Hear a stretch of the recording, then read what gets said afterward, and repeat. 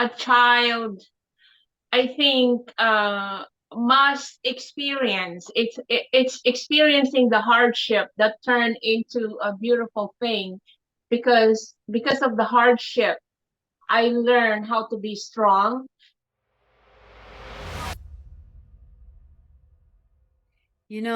I believe truly that the way we show up in the world, whether we're kind, whether we're respectful, anything and everything that is who we become is a product of how we transform ourselves no matter what's going on. And today I am super thrilled to have with me Julie Cox, who is a wonderful human being that's going to share with us her missions that she's been working on and to hear a little bit of her story. And Julie came to me through a great friend of mine, Mary Gann, who is in the Philippines, and she is my right hand. Julie, thank you so much for being with me today. Oh, thank you so much for inviting me, and thank you for the connection. I truly appreciate you, Julie. I'd love for people to learn a little bit about you. So, would you do me a favor and take me to your growing up in the Philippines and what was your childhood like? Oh, my childhood is pretty amazing in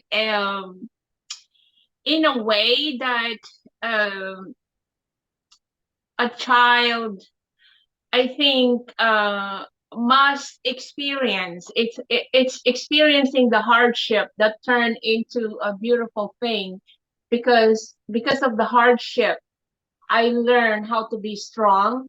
So when I was growing up, ninth out of 12 children, and I had difficulty going to school because I have to walk the equivalent of, I would say, 6 kilometers, 7 kilometers each way. I had to get up like 4, 5 o'clock in the morning, cook my own food, no electricity. And I'm talking, I'm 72 years old, so we're talking like 65 years ago. So it was such a hardship that, what I'm saying, that hardship can sometimes be, you can turn difficulty into a beautiful thing, because it taught me how to be creative, how to be strong, and how to map my way to get out of that situation. I'm not given a silver spoon or a golden spoon. So therefore, I have to create a way for me to change that. And the only way to change that is to change the way I look at things. Julie, do me a favor and go a little deeper into describing what living in the Philippines at that time was like for you and what the hardships were about. So our viewers and our listeners completely understand compared to our modern world and where we live, most of us live, what that is like, because what you grew up with still exists for some people and you get to go back and help. So describe that childhood a little bit more so they understand what you're talking about. Yes. Um, we lived, my father and mother were, of course, very poor. My father was a carpenter, and my mom is um, like, she's home, staying, taking care of us. So we live in one room house, no running water, no electricity. So like at my age, very young, I have to gather firewood. Um, that's a very challenging situation, especially during the rainy season. You have to, you know, uh, chop wood, carry water, Mm. which is literally the meaning. I have to chop wood and carry water. I have to go to the artisan well and do all of that, and on top of taking care of my siblings. My younger, you know, two sisters, because my mom would have a kid. Every 2 years she would have a kid, and in the Philippines, we are responsible. We are, she would say, our brother's keeper. So Mm. I happen to have, I'm in between twins, and then the following siblings, I have to take care of them. And on top of that, I have to go to school. So it's such a difficulty. And we are so poor that sometimes we will miss um, like meals, because my father was a gambler, and he would leave, and when he comes home, there's food to last for a few days, and then the rest he would have to just keep working and working for nothing. Not for nothing, but he already spent the money for the meals that he's supposed to provide for us. So that was the difficulty when I was growing up. Would you talk about, you just mentioned it, that your brother's keepers, the culture in the Philippines as you grew up, the ability to take care of each other. How was that instilled in you? Well, it's really, I would say, when you are a kind person, it's innate. So that's what one thing about kindness. I I really, really, really would like to preach about kindness, because I have experienced kindness um, across my lifetime. One being is the person who was able to bring me here in America. They were kind enough to give me an opportunity to bring me here, and for me to write my future, to order my future. If I wasn't given that opportunity, that's not gonna happen. So I've seen kindness with my brothers and sisters, how we took care of each other.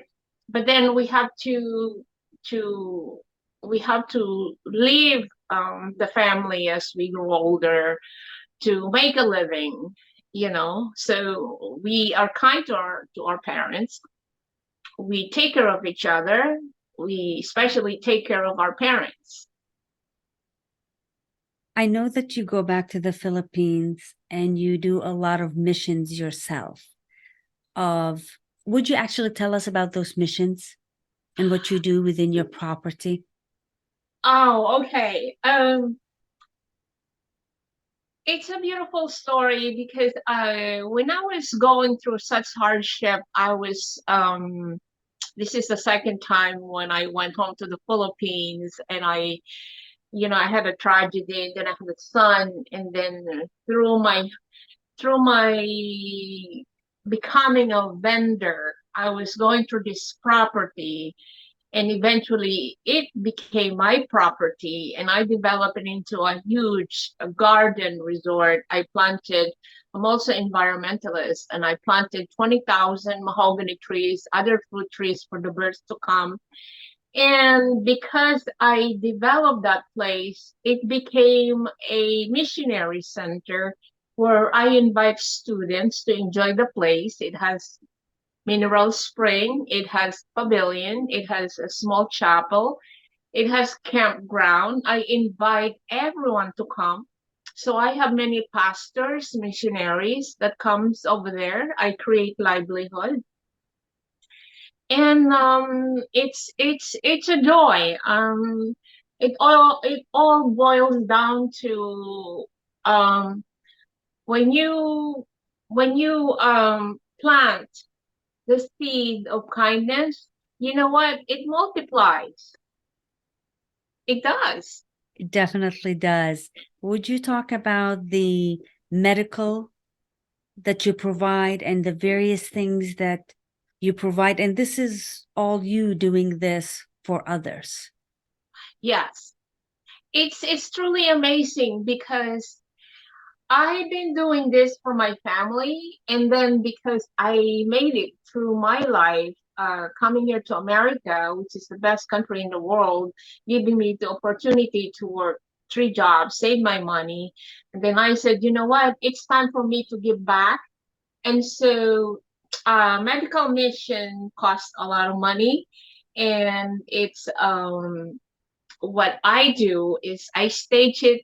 I planned it in a period of 2 years. I invite doctors.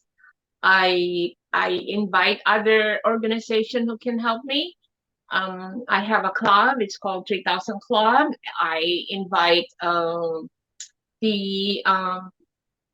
in the Philippines we call them health workers, and so I ask them to go out and choose the most indigent, really people, families who cannot afford hospitalization, because that's what happened to me. My parents cannot afford to have me hospitalized when I had leukemia, and I had to go through herbal medication, which was very hard. So that's why I decided that I will do medical mission whenever I can afford and whenever somebody or an organization will sponsor me, because most of my mission is self-funded. I'm glad you touched on the leukemia part, for that's something that you actually endured and survived through, which is incredible. Tell us a little more about your background so that people truly understand why your mission and your kindness is so important to you and how you live and what you're doing for others, including giving back to your family. Take me back to your leukemia. Take me back to the really difficult times that you went through growing up, because for you to be kind, I think that in itself is a miracle. Take me back to all those things so people understand you. Yes, well, as a growing up child, well, not really. Let's say let's pass the childhood. Let's go back to more like elementary years. When I was going to school, I know I was sickly. I always have. I'm very malnourished, but even then, I'm like, I strive to be top of the class, and I'm so malnourished and so anemic that when I reach the elementary school, I also have a bleeding disorder. So when I was not able to go to school after sixth grade, that broke my heart. And then I had to work. I have to work to my brother that's in Manila, and then I would just um, I also work in a factory. I mean, because I was taller than my other late girls my age. I was able to pass as like 15, 16 years old, and I work in a factory, but I was just passing out. And when finally they had the money to take me to the doctor and had all the tests, my diagnosis is really bad, which is as a teenager, it's lymphocytic. Uh, it's a cancer of the blood, and I need blood transfusion, which my parents cannot afford. So that was really a hardship. People were praying for me already for to survive. I survived. I'm here. So And you did it through herbal meds, yes, which created other issues for you.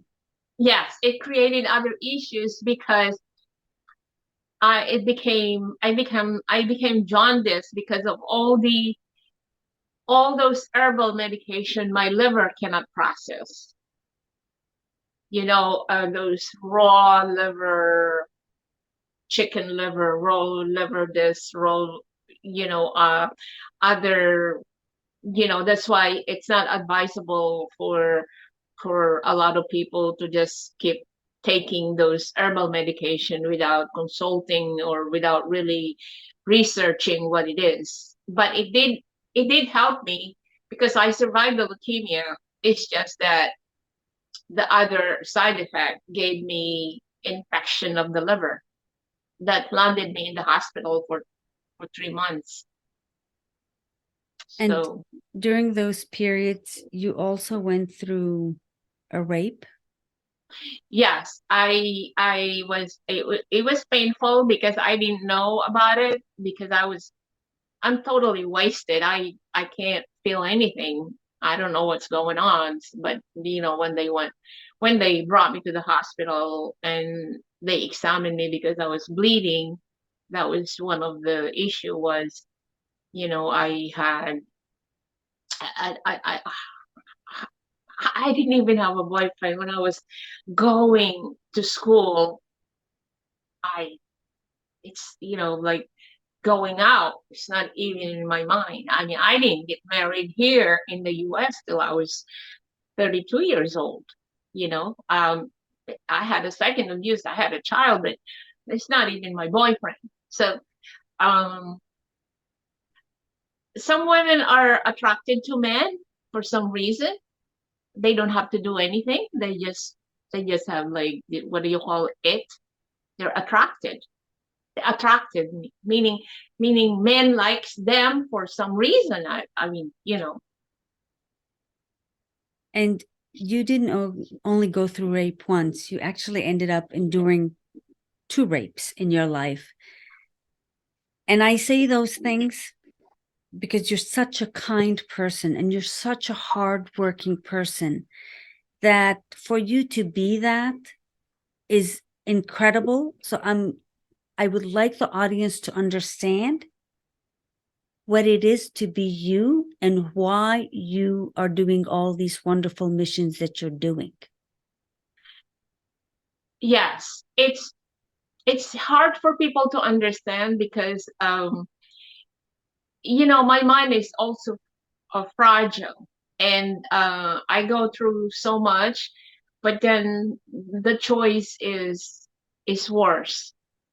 Um, for me to be angry and to harbor all those negativity is really, as you would read it in all the books and also the Bible, it's anger is really taking your own poison. And who suffer? It's me who will suffer, and it's my son and my relative who will suffer. My future is the one that's not going to happen, and I have to order my future. I have to work 3 jobs, and if I keep harboring, if I keep embracing those situations that happen, it's not happening anymore. It only happens in my mind when I entertain that. So my choice is, do I stay in the mud? Do I stay in my valley? Or do I choose to change my perspective and be kind to others and forgive those who have done me wrong? Be kind. Because being kind to others, in return, I'm kind to myself. I'm able to take care of myself. I'm able to make myself beautiful because, I fix myself and I pride myself on, like, you know what? Today I decided I'm gonna put my makeup on and I'm gonna be kind to myself. And I greet myself and I wake up and I say to the mirror, "Hey, Julie, be kind to yourself. Be beautiful today." That's it. That's my secret. Garbage in, garbage out. That's an incredible secret. That is not a secret for people that get it, that you made that choice to be kind, intentional choice. Because Yeah. life definitely was not simple for you. Even as you moved to the States, you were working multiple jobs. Yes, I did. Yes, I did. It It was describe that because a yeah. lot of people don't get it, that how hard people work sometimes to have the things that they have. Describe what life was like for you as you moved to the States, even. Well, it's a matter, as I said, it's a matter of perspective. promised myself I'll never be poor again. And I compensate my lack of education by working 3 jobs. Uh, Remember, I only finished seventh grade. So what do? I can't make what nurses make if I don't work 3 jobs. So I work 3 jobs, and it's not how much I made, but it's how much I got. So I work in a nursing home as a caregiver. When I come home, I take the bus. When I come home, I work as a waitress. And then the people in the restaurant love how I service them. I'm fully domesticated. I like, what else can I get for you? Can I get you more bread? Can I, more drink? So they were asking me, Julie, you work very hard. You're skillful. Do you know anyone who clean houses? And so that was my fourth job. And I enjoyed it. You know what? When you're working 3 jobs, you don't have time to be lonely. You don't have time for problems. Your time is focused on how much money did I make? What am I gonna do with it? And is my family gonna be taken care of? And what's gonna happen to my future? Am I building my future? And I did. How did you learn all that, Julie? For someone who does not have the education, how did you learn that? Actually, it's the need is the mother of all learning. You read books, you listen, you attend seminar. What I used to do when it comes to financial, um, there's always a recruitment of how to be a salesperson, how to manage your money. And actually it's for me it's really innate that I know that I never spend what I cannot afford. I go to garage sale. I am always given clothing from, you know, my employer, and I learned how to sew. I make my own clothes. I design my own clothes. Even to this moment, I make my own. I do my own decoration. I can sew. I can design. I can do my garden. I mean I think talent talent is can be developed, Mm. and it's something that Dr. Leo Buscaglia said. Your talent is God's gift to you. What you do with your talent is your gift back to God. And I know I have talent. So my talent is now, this age, is to share what I have learned through the years, through my experience. Not theoretical that I learned from the books. Some because you can read the Bible, you can read, and then share it. But it's different from telling people that I can tell you because it's my experience. I think it's beyond comprehension for a lot of people, all the things that you have lived through and learned through and become who you are today. Because you definitely don't have it easy even today. You still have a lot of things that you work through, but you always turn to the positive. You always turn to kindness within you to live your life. Would you tell us how you turned around and actually helped your family to pull them out of poverty so that you see the generations become different? Yeah, so I because of I have so many siblings, so the siblings that I have, well, first of all, I took care of my parents. There is a saying that you you give me flowers while I'm alive. So the flowers I gave them is building their own home while they're alive.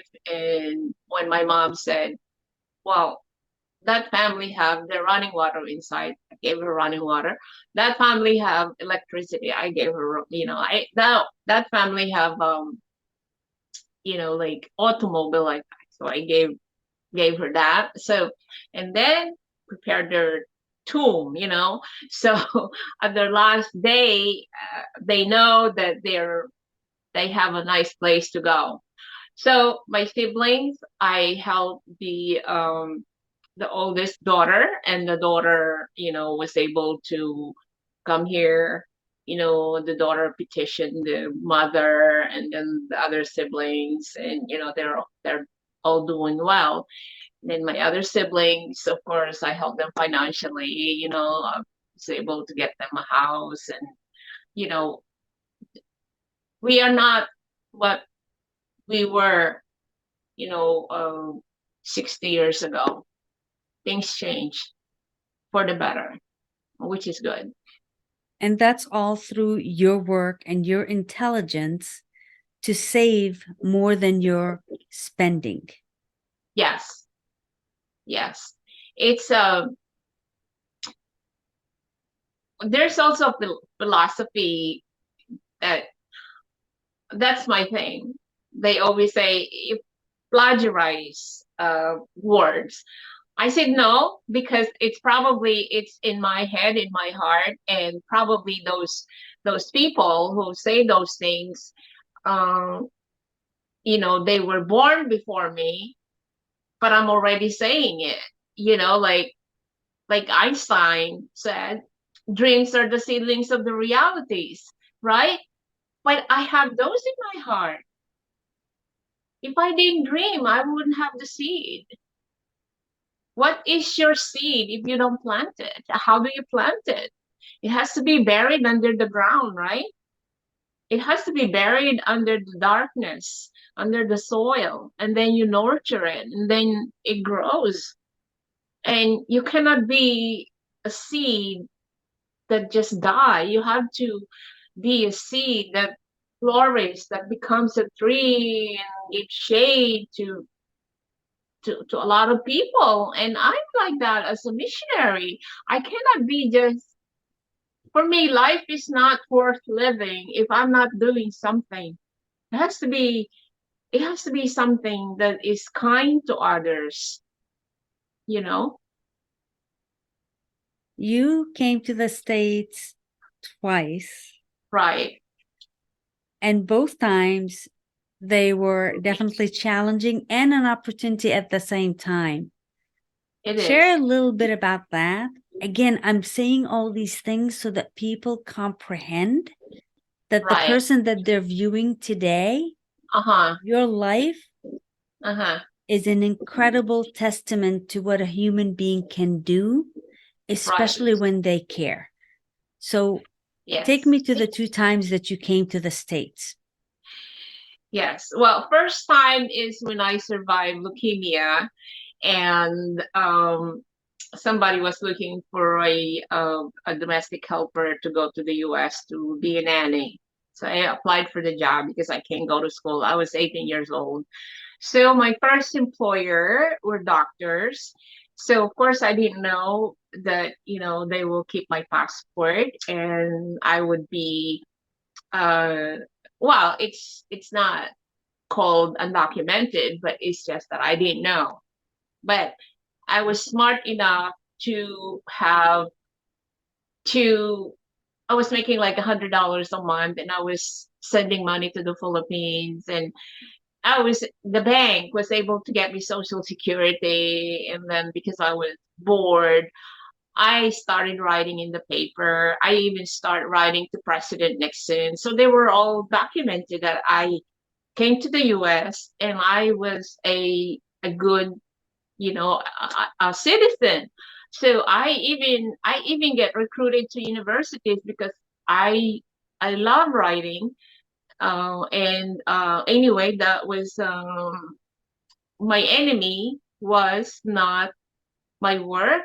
My enemy was the Mm. loneliness of missing my siblings, my parents, and not focusing on my dreams. I was focusing on being happy. And I didn't realize that happiness really is within. So I was looking for happiness in the wrong place. So I decided that uh, I don't like to live in the US anymore. And of course, they wouldn't let me go home. And, I just decided to end my life, and I survived. And there was a reason for me surviving. Uh, but when I went back, I thought I have money, another tragedy happened. So it took me another 7 years to come back to the US. And I was able to come back to the US because I have to learn forgiveness. Mm. I cannot focus on anger because when I was focusing on anger, I didn't know what to do except hard work. And when I learned forgiveness, I said, this is what I'm going to do. I'm going to go back to the US. And that's when I decided I have to give up my son for adoption because I don't want to leave him behind. So the second time I said, I will never be poor again, and I will work whatever job that comes along. And that's what I did. And at the end, it was really, really great because I was able to get a job at Nordstrom, which is a very prestigious department store. How did you meet your husband? Oh, that's amazing. I met him because I actually was like thinking of finding another venue to I have another talent, which is sewing. So I have a table. I bought a table from him, and he came with a table. He came with a table, and I told him, I said, you know what? This is gonna be a problem because I know you're gonna fall in love with me, And I said, I am poor. My family's poor. They're all needy, and you're gonna have a problem because if you marry me, you marry my whole family. Well, guess what? I'm married 35 years. Same person. So That's wonderful that you describe it that way, that he came with the table and you he were did. so authentic about describing what your life is like, and that you don't come alone, you come with a family that is needing you, and you're Right. able to help because you're here in the States versus being back in the Philippines where the opportunities weren't as much. No. So your own doing has literally altered the life of your family. Yes. What's life like for them now? Oh, they're doing well. One of my sister has all the children are professional. Two are nurses making, six figures. Uh, two are like in a cruise line. One is in Canada, and I think that's pretty good. One of my sister, you know, is the manager of my resort. She has a multiple visa to come here to United States, so she can come here anytime. My other brother, of course, is retired, but he's doing well because he has children who are professional. And my other sister is also here in the U.S. because one of her daughter, who is also in a cruise line, was able to come here to my condo and met someone, and she got married. So I think it's a domino effect that when you're Mhm. kind and you don't think of yourself, when you think of other first, it becomes the giver is the gift. You So kind that's of what answered kindness my is all question. about. Uh-huh. Why did you decide to turn around and help versus only thinking of you? Well, I don't believe that anyone or myself is just for myself. We live for one another. We're not created to be for ourselves alone. I don't think we are. I, I, it's the word. No man is an island.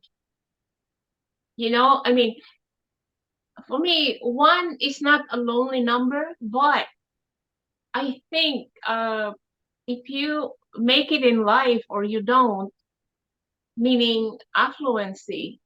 Affluency is not a reason. Is no, if you're not affluent, it doesn't mean that you cannot help, because there's a lot of people that are affluent and not helping, and then they end up killing themselves. I have to find reason. And my reason is actually in my heart. And that reason is kindness and generosity. If you don't have kindness and generosity, you don't have love. Love, I mean, I don't know across the board whatever kind of religion, it boils down to having God in your heart. And God cannot live in your heart if you don't have kindness. Would you tell me about the last mission that you just did? Because you just came back from the Philippines. Yes, I had a Share Your Heart with the Needy event, and that is a fundraising that I did so that I can raise money, but it's mostly to give joy to my guests. But the money that I raised, I was able to do jail ministry, embracing, it's not literally embracing prisoners, but making them feel that they are loved, that somebody cares. And it's also making me feel good that that they know that when someone cares and they feel it, they are so touched that they cry.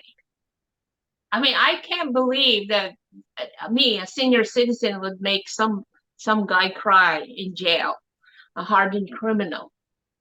The person asked me to touch his hand, shake his hand, and he was crying. And it was because I was telling them the lesson of forgiveness, because they could be there wrongly accused, but I was telling them that I mean, collectively I was telling them, because it's not individual. It's not like, when I was given a chance in Manila City Jail, that they choose the hardest criminal and I give them lectures. So anyway, I think some of them are in jail wrongfully, and they cry because they cannot forgive. So I basically impart with them the kindness of forgiving. So that was one of I went to jail ministry. I mean, I did jail ministry at least 3 times before I left, and then I did the food pack for my crew and for other people. That's what I did. And I still have a plan, when I go back, which is in a few months, to help the indigenous tribe whose place is being displaced by this Chinese company who is creating a huge um, dam to channel the water so that it can supply Manila. It's called Kaliwa Dam.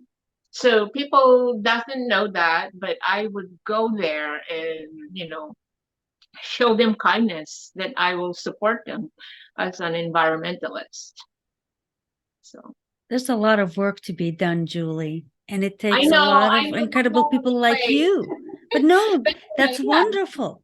That's actually, I commend you. There is a lot of wonderful work to be done, and we are the answers. Each of us is the answer. You said it earlier, no man is an island. It takes all of us to do those things. So you doing jail ministry, you doing the medical missions that you do, all of it makes a difference. It's making a difference to that person. What would you like to see happen for people that hear you, that listen to this podcast, what would you like to happen? I would like, you know, whatever I'm imparting to become like the the stone that I throw in the middle of the ocean, in the middle of the river, that it would have a ripple effect, the ripple effect of kindness, the ripple effect of love, that we should each one love one, and we can make a difference. It doesn't matter whether it's just your brother or your sister, and it you know, a community. You don't have to save the world. There are people who are meant to do that, but I think um if we are if we cannot be part of the solution, we are part of the problem. So that's what that is what's happening around the world. And I think kindness is very potent. It's very basic. You just have to be kind. If I put you, Julie, in front of a group of young women Hmm. that are struggling, that are challenged within themselves mentally because of whatever is occurring in their life, and you can give them a perspective, what would perspective would you give these young women? Well, as a young woman, young women, everyone goes through those type of emotional feelings. I would say topsy turvy, but you go through those feelings, you go through it like a river. Just let it flow, because you cannot hold it in. People are have emotion, and it's normal to have loneliness, to have sadness, to have you know, but you have to channel it to a positive way. You can be negative and still be positive. You know, life is not all roses. I just come to realize that because it happens to me. I don't have positive attitude every day, but I live through that. I flow with my emotion, and then you know, I don't bury it. I let it out. I talk about it. I write it out, and you know, if I have to talk to someone, if I have to do my Facebook, if I have to write, you know, and just go through it. Don't hold it in, you know. And if it's really serious, and do some counseling, you know. But you can do self help, but if it's serious, if it's organic, you know, because some depression are organic, it has to be medicated, you know. But if it's situational, you can definitely change the the altitude of your attitude. Would you actually talk about in the past 10 years and you having to go through a surgery that actually did alter your mood and what you had to do about it? Because there is no shame in seeking help. There is no shame in going, I need assistance or I need to take a certain medication. Would you elaborate on that for me, Julie? Yes. So I did have the female surgery, which altered the hormonal uh, cycle of a woman. So that altered, you know, the thinking, everything. The positivity became down, and there's a serious effect that I was not able to handle. So I became suicidal. I became and then you know, I had to go through counseling. I had to go through I have to seek help. I have to admit that I needed help because it's becoming tired of being tired is the worst thing.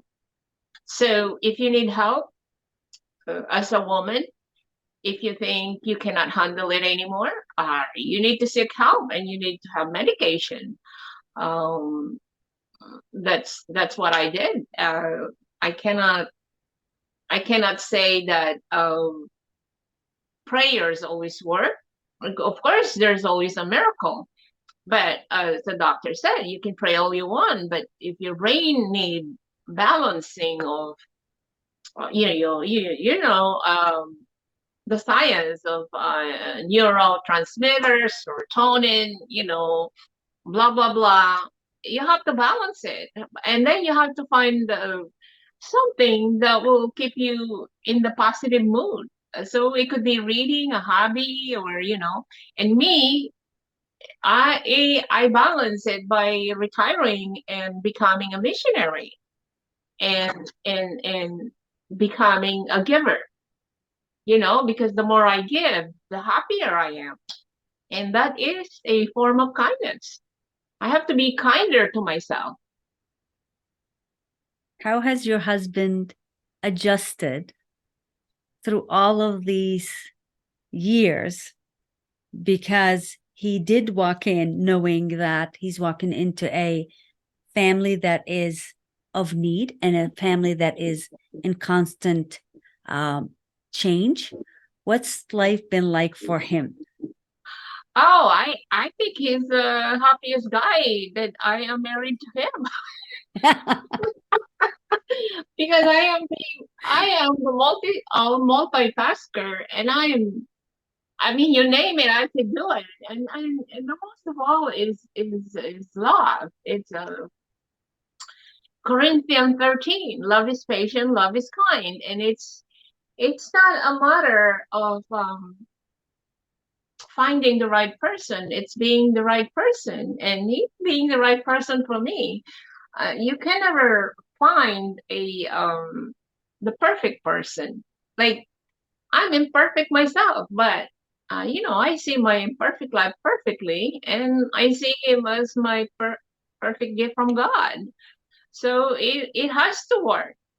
We made it work. I mean, 35 years later, I mean, he waited for me actually. I said, I work 3 jobs. I can't see you, but he's there. He was waiting, and I mean, we're still here.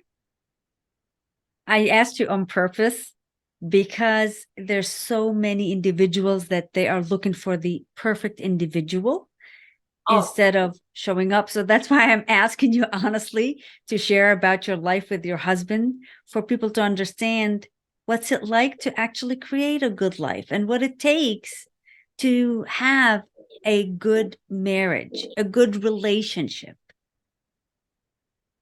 well, it's you have to take the good with the bad.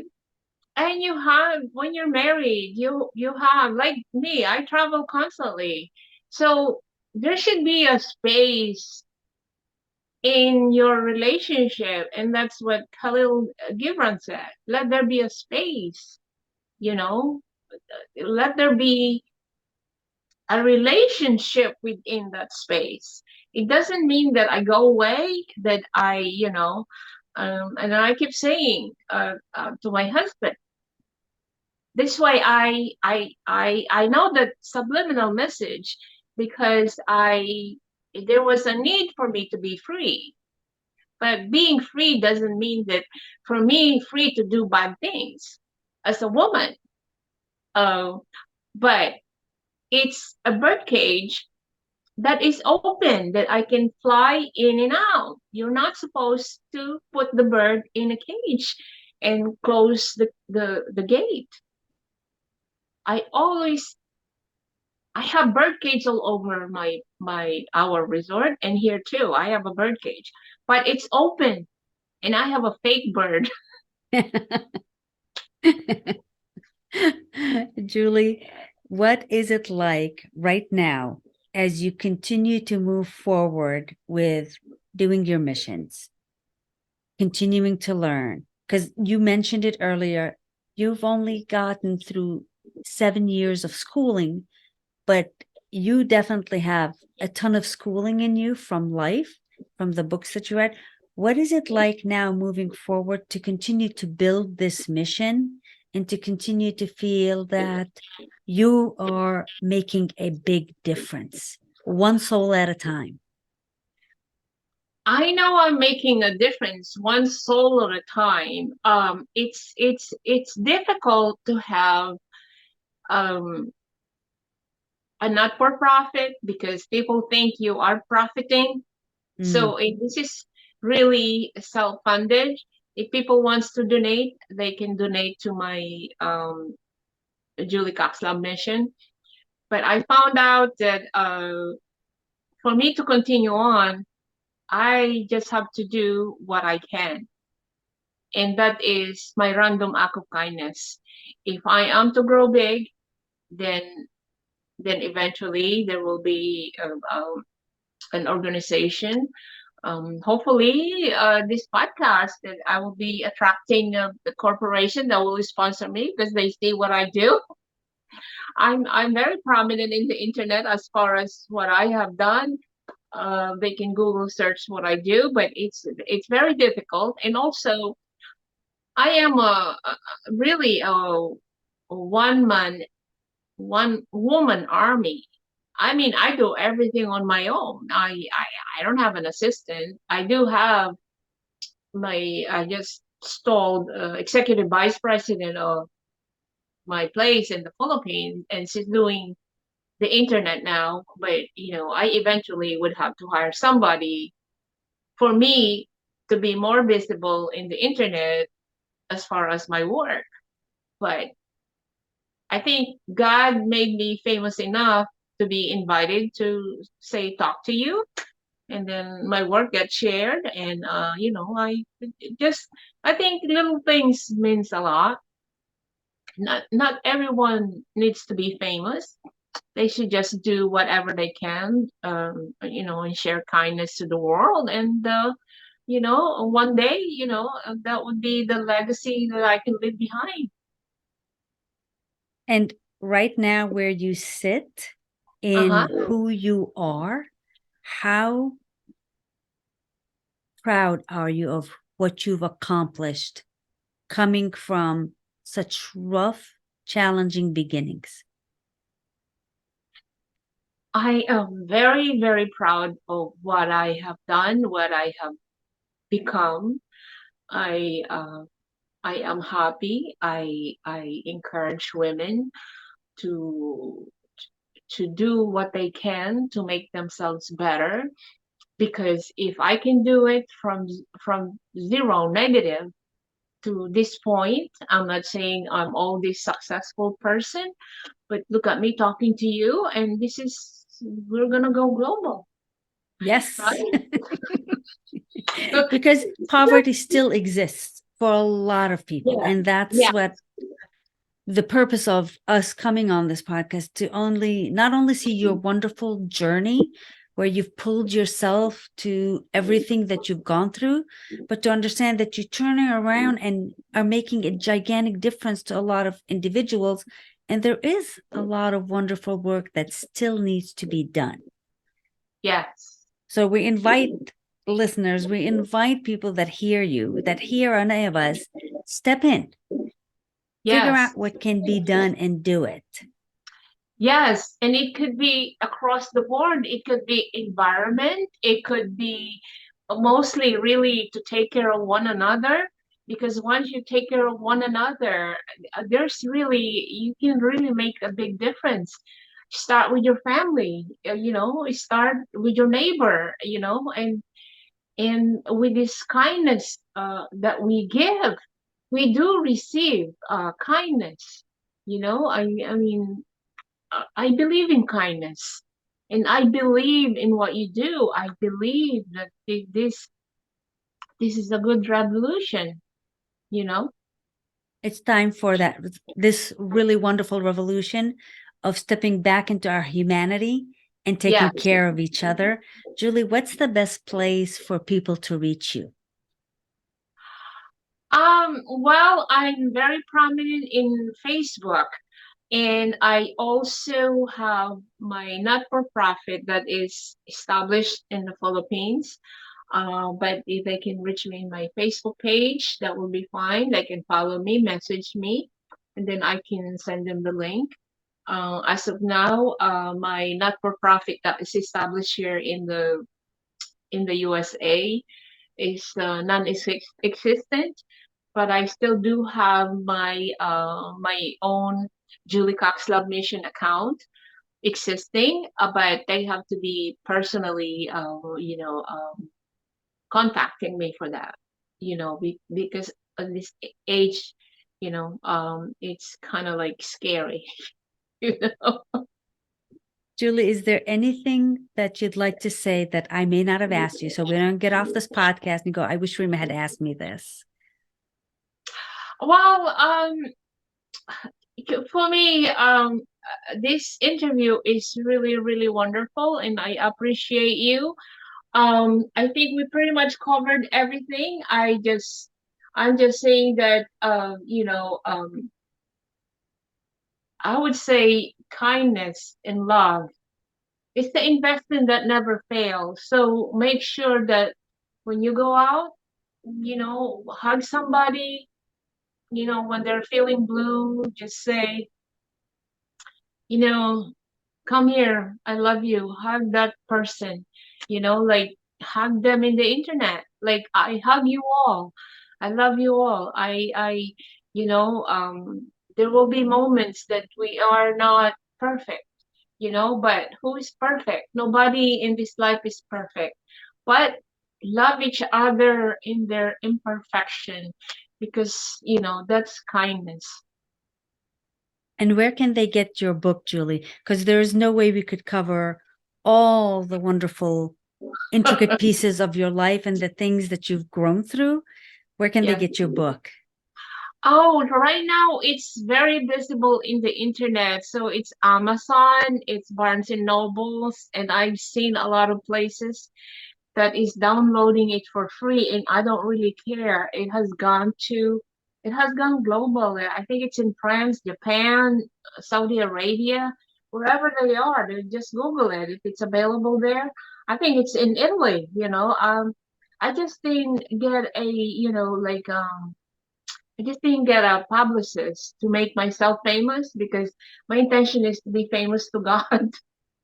So they just can search Julie Cox. I ordered my future yesterday, and it's an inspirational book, just like you were inspired, right? Yes. Okay. Yes. Yeah.